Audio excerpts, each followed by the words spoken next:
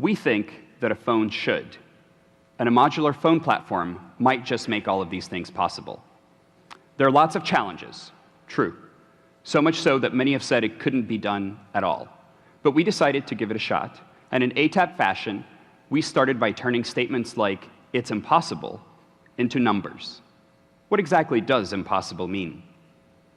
Now, the principal challenge to modularity is overhead. What we found is that Moore's law, the miniaturization of electromechanical components, and a modern data protocol could get the modularity penalty at the system level down to about 25% across the board in PCB area, in device weight, and in overall power consumption. In exchange, users would have the flexibility to turn the phone into a solution to an old problem, or to turn their phone into a new possibility altogether, to turn their phone into a means of choosing. Why choose a phone for its camera when instead you could choose a camera for your phone? Why can't I slide in a module that's my key fob, then take it out, give it to a valet? Why not share the most expensive sensor or component among my friends, my family, or perhaps across a village?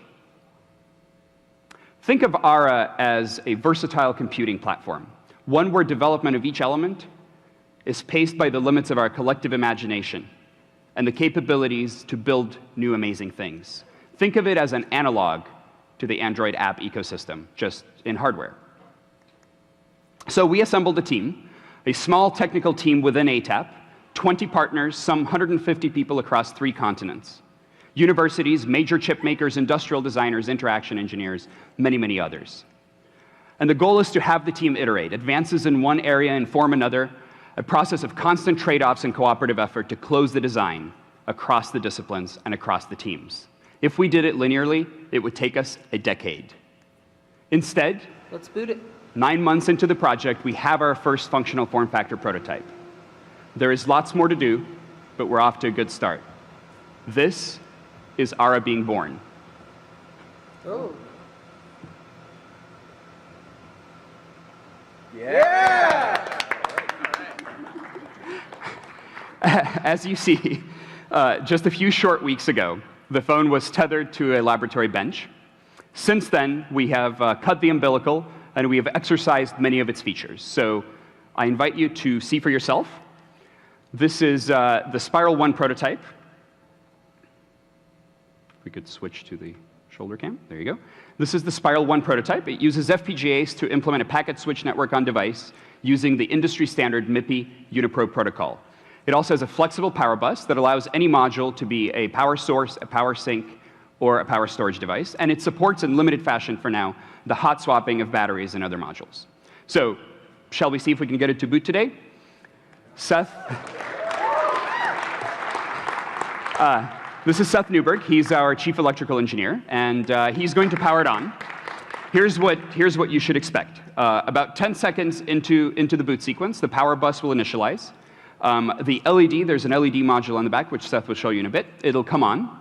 About 30 seconds into the boot sequence, if all goes well, the display module should initialize, and the screen will do a quick flash. About 35 seconds into the boot sequence, the Linux kernel will boot, and the Android logo will appear on the screen.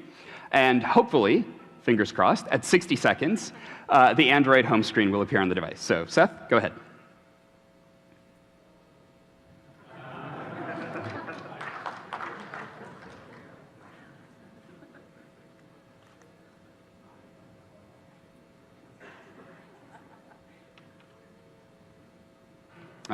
There's the LED.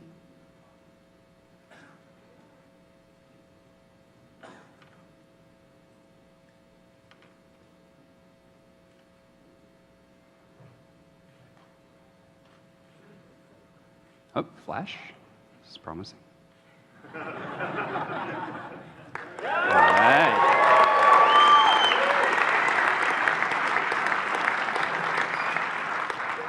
Just a little bit further, just a little bit further.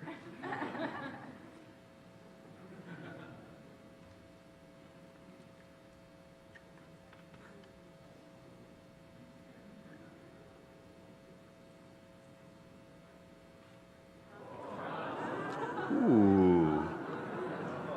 Well, we're most of the way there.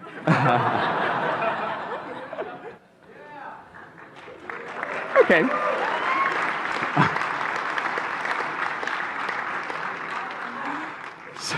So maybe we'll let Seth power cycle it and try again. I assume we can't recover from that particular screen without a power reboot. In the meantime, let's go back to slides. Patrick, you can relax for a second, and we'll call you back if we reestablish the home screen there. Guys, this will be really hard, but we're going to do this together. We're making a supply chain for EPMs. We're developing the processes needed for shell fabrication. The Unipro ASICs are well on their way. Expect a prototype version of Android with modularity feature support sometime in the fall. And the MDK is already out. Download it, check it out. So if we were to ask better questions of our phone, maybe they would look something like this.